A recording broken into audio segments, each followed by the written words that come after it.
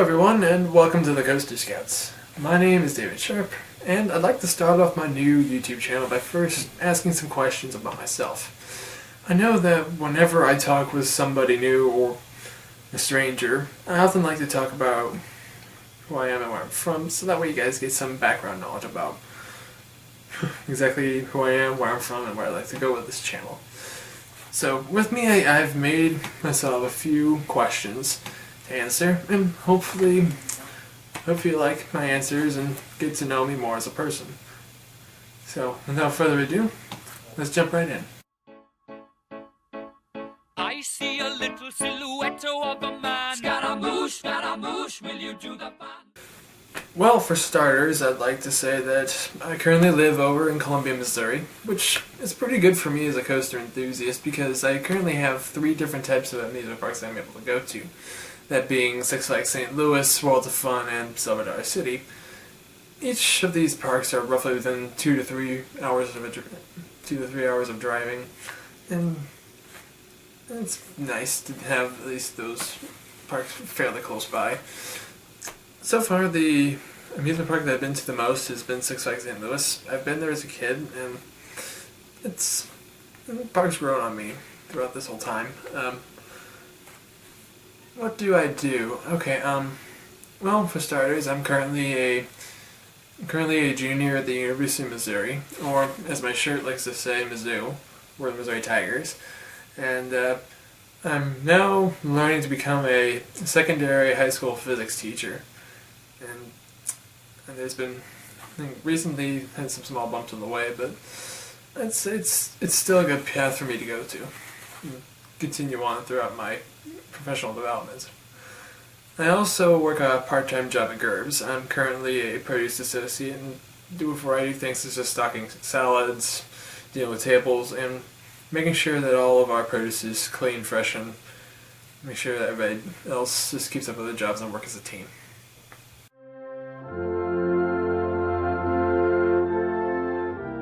One of the greatest achievements I've ever made in my life is earning the rank of Eagle Scout when I was 16 years old. For my service project, I renovated the outdoor chapel center at our troops' meeting place, Trinity Presbyterian Church, and it took a lot of hard work, and I'm glad I had as much support as I had with the Scouts and my family, and I'm glad with the end product that it came out with. We made a new staircase that helps people move down that steep slope that used to be there. We made some borders with some wood, remulched the area, and we stained the benches and pulpit. It was a big feat to take on, and I'm glad I did it. I'd also like to note that, along with earning the Eagle Scout, I also earned 8 Eagle Palms, and for those who don't know what Eagle Palms are, these are small achievements that Eagles are able to make after they've earned the rank of Eagle. For me, I've made a total of 8 Eagle Palms. If I said that before, I'm sorry, but yeah, I made 8 Eagle Palms, and for that achievement, I did a little over 30 more merit badges and about at least 2 more years of service for the Scout organization. And for that, I'm tied with the most Eagle Palms within my troop with somebody else. I can't think of their name right off the top of my head, but yep, this is the greatest achievement I've made in my life so far.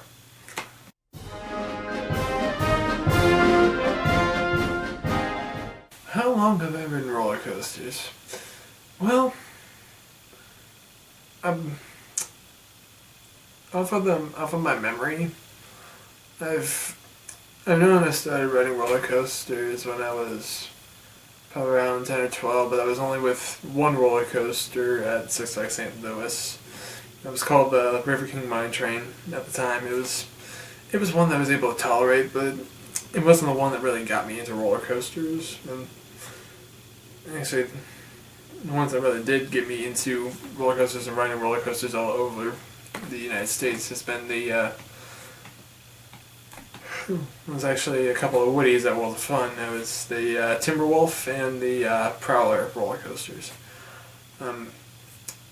That being said, I haven't been through a whole lot of roller coasters in my time.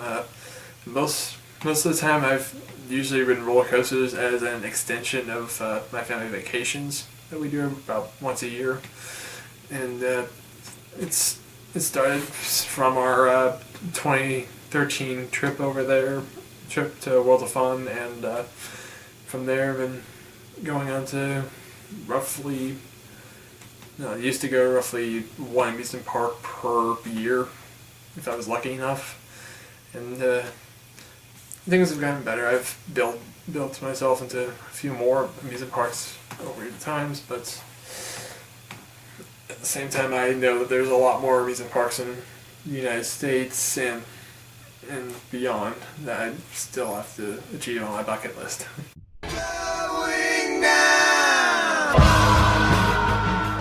Well, my official coaster count right now is at a total of 41 roller coasters at this point, and that's across, let's see here, 1, 2, 3, 4, 5, 6, 7, about 8 amusement parks, and most of them around the Missouri to the Midwest section of the United States. That includes like being at my home parks, so Six Flags St. Louis, World of Fun, Silver Dollar City. You had one from the Missouri State Fair that I've been to in Cedar Point, Beach Bend, Kentucky Kingdom, and Holiday World. And those three I was able to visit last year, and they're amazing places. I mean, Beach Bend is a very fun and quaint little place to be at, and I do hope I'm being there in the near future. Kentucky Kingdom has some pretty good roller coasters there. The Storm Chaser, Lightning Run, amazing. And Holiday World, I mean, my gosh. Where you have this park in the middle of nowhere, and it spurs me over to ride some of the best roller coasters in the world.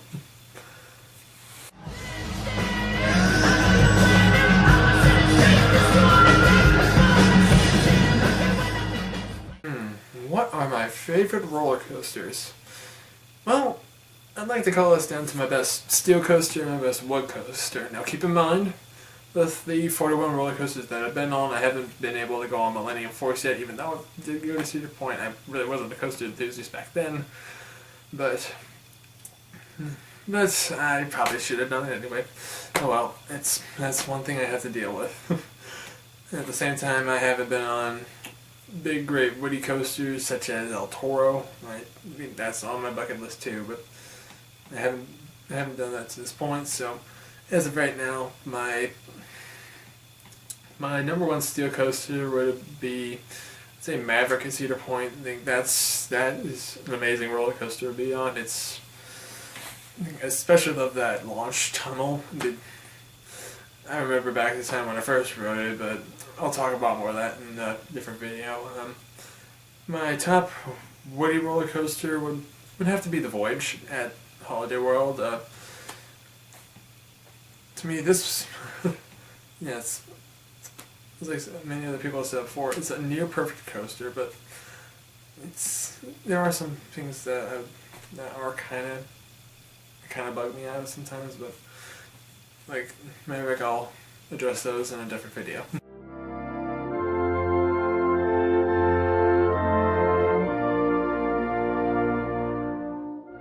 So, what roller coaster clubs am I a part of?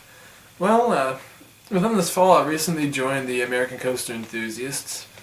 Primarily, I'm in the Midwest and Heart of America sections, and I'm going to do my best to get into as many events as they have. I'll do my best. At the same time, I still have a lot of work to deal with throughout my semesters and becoming a science teacher. There's a lot of coursework I'll have to deal with, so I'll have to do my best to balance those two things together. And I'd say American Coaster Enthusiast has pretty good perks, and I've recently gotten buy their quarterly magazines of the roller coaster. I think these are amazing magazines to read during my free time. Especially like it when they talk about the history of an amusement park or a company, because it's fascinating to know how things started, built up, and got to where they are today.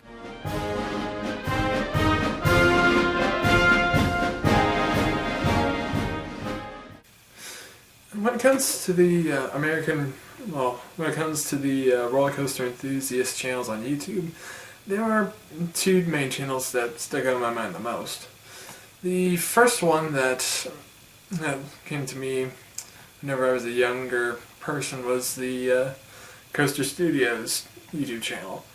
At the time, looked at it as well, it was nice, it was interesting, but as this channel grew and grew over time, it's been a great tool for me to use whenever I'm going to any new amusement park. I mean, his coaster reviews they're excellent, so they do a great job of detailing every single thing you might experience whenever you're at a park and dealing with roller coasters, things like that. I've personally enjoyed his coaster parodies. I mean, those are the funniest things that I've ever seen. Yeah, and it's kind of funny considering that when I was younger, I basically acted as a Cedar Point fanboy myself. So, yeah, I've grown from then, but it's funny to see how I once was, and hopefully whenever I grow myself up in this channel and in YouTube, hopefully I get to talk with Taylor and see if we could make some things happen. I mean, I'm just starting off right now, but Taylor, if you're watching this, I'll be sure to get some contact information to you, and hopefully we can talk things, or hopefully we get to know each other a bit more throughout this time. The second coaster enthusiast YouTuber that I've known a lot for and respect for is the Coaster Kids. Now, whenever I looked into Logan's history and how he became a coaster enthusiast, it's weird to look at how like my backstory and his backstory they're very similar. We've both had to deal with challenges of fear in our lives. We often found roller coasters to be our ways of dealing with those fears, and for him, I commend him for his I highly commend him for his Be Brave challenge, because he's helped people, kids and adults alike, face their fears and grow from their experiences. I'd say his mantra and his experiences, they're very genuine, and I'm glad that he does that with YouTube. I'm glad he gets the fame that he deserves it, and then hopefully, like Taylor from Coaster Studios, I'd like to meet him in person, I'd like to talk with him some more, and hopefully we get to ride some roller coasters together and talk more about our connections. Of course, be brave, ride on, and I hope to talk with these guys soon. Some other coaster enthusiast channels that caught my eye were the Coaster Fanatics. I haven't really seen much of his videos often, and it's kind of like starting seeing other people, and he does a pretty good job. I commend him for his Steel Vengeance updates.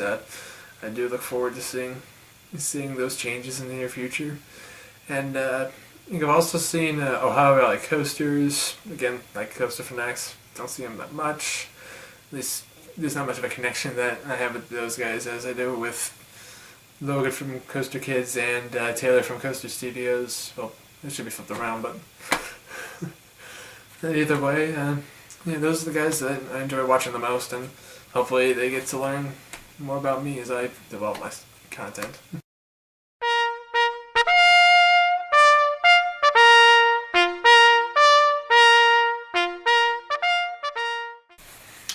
So the new roller coasters that are coming out for 18, we've got a pretty good lineup.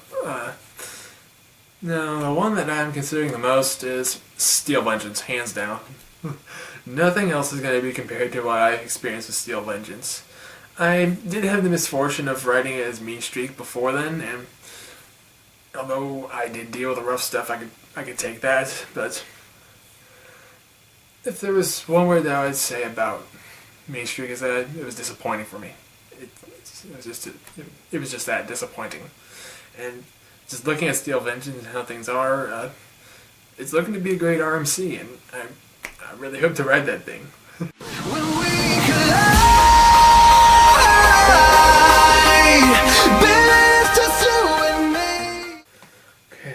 plans for next year? Well, there are a couple of plans that I'm looking at for visiting amusement parks in the next year. The first one that I'm planning on is doing a solo trip of myself, and with that, just doing another trip through the Midwest, visiting a couple of parks that I haven't been to at all. I think in the order of this trip, I'm planning on visiting Kings Island for the first time. I'm looking forward to riding a lot of their roller coasters like Diamondback, the Beast, Banshee, Mystic Timbers, and well, do a couple of things there. I am planning on meeting a couple of people over there. I think one of which has been doing some contributions to this channel and mostly in the ways that I'd like to keep secret right now. But so might talk about that in another video or anything else like that. I think after that, I plan on visiting Cedar Point for the second time. Like before, ride Steel Vengeance, finally ride Millennium Force, and hopefully get more coaster credits as they are, and meet some more people, and make some new experiences. After that, we'll be going over to Six Flags Great America. I'll spend about a little less time than I have over there as I would for the other two parks, but more or less it's doing that loop and then heading back home. I'm thinking of doing this around mid to late May, just in between my spring semester and my summer semester with classes. Just find that fertile ground where I can do whatever I can. I do look forward to going to this trip. It's going to be a fun one for me, and I hope it's going to be a fun one for everybody else to see and talk about. The second trip is going to be more in the veins of what I've done before. It's just that it's a part of my whole family vacation that we do every year. With that, there are a couple of parks that I'm going to plan to visit in Minnesota, that being Valley Fair and a Nickelodeon Universe at the Mall of America. The funny thing about the Mall of America one is that it was actually over in Minneapolis. Within my high school years, I was part of a Future Educators Association group, and with that we took a national convention trip over to Minneapolis. And while I did get to see those roller coasters in person, I was too scared at that time to go over there, and needless to say, I didn't have the money either, so big whoop. But more or less, I plan on actually visiting the park this time, actually riding SpongeBob, Rockwell and Plunge, and hopefully do some more rides over there, along with Valley Fair. I think with that trip, I'll probably be over there at around, I would say around mid-August, like before, like in between the summer semester that I have and the fall semester that I have after that. Just make sure I do my vacations when I have free time. But other than those two big plans of going to new amusement parks and new areas, I'll continue to visit the local parks around myself. You'll probably see me more at World of Fun and Six Flags St. Louis because I've done experience at least going there on my own. I haven't done much with the Branson sites, but I haven't done much with Soda City. Excuse me, but I'll do my best to go over to SDC and ride Time Traveler with that big 90-degree drop. And other than that, if you do see me at any of these parks, feel free to give me a wave or hi or hello. I'll be very welcoming. I'll be open as much as possible. And personally, I like to make new friends here. At least be a part of some coaster enthusiast groups, and hopefully talk more about roller coasters with you guys and do stuff like that. If you do, you will probably see me in shirts kind of like this. Just quick dry shirts from the old shoot that I was at. Probably have some stuff on the back like this. Probably do more things like that. Or in case like that, I might also wear some of these regular shirts, like the like the shirts I get at amusement parks. I don't get a whole lot. Really, I don't get a whole lot of stuff like that because usually whenever I'm at an amusement park, I like to buy the pictures, and I mean I like to do that because it's kind of like the videos just see me throughout my time in life as I've grown over the years, how much I've enjoyed experiences, and see the funny little faces I make every time I ride a roller coaster. I think with those pictures, I like to get ones that I enjoyed the most, or have done I think a great deal of like shocking me in that respect. So there, I've got myself like a package of a lot of pictures here. See, I've got one from the Prowler from the first time I decided to become. The one from. Well, actually, this was when I was starting to enjoy roller coasters. Instead of fearing them, just breaking that curse. Let's see, I have one from. I got one from the. I actually got two from Soda City. I've got my one from Beach Bend, from the park, and I've got plenty others. That is right now. These types of pictures are what I like to get the most at amusement parks, and so don't. Yeah. So if you ever see that, expect me to get one of those and probably have a backpack around me too, just to help keep things together and do stuff like that. Write down new coasters that I've experienced and overall gain experience and just find new ways to enjoy roller coasters throughout the U.S. and the world.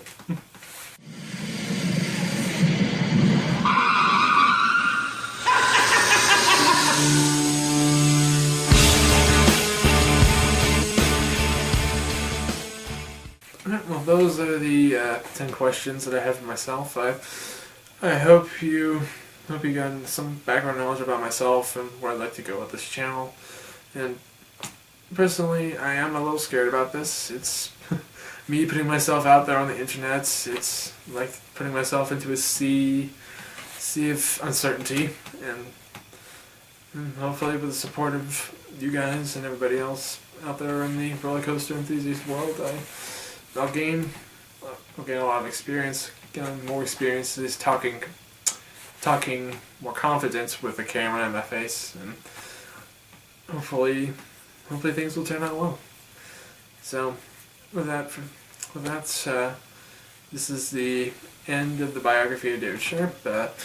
Feel free to ask me as many questions as you want from Facebook, Twitter, possibly, or you could directly message me through my phone. I'll be sure to give you guys some information about that. That's what I know.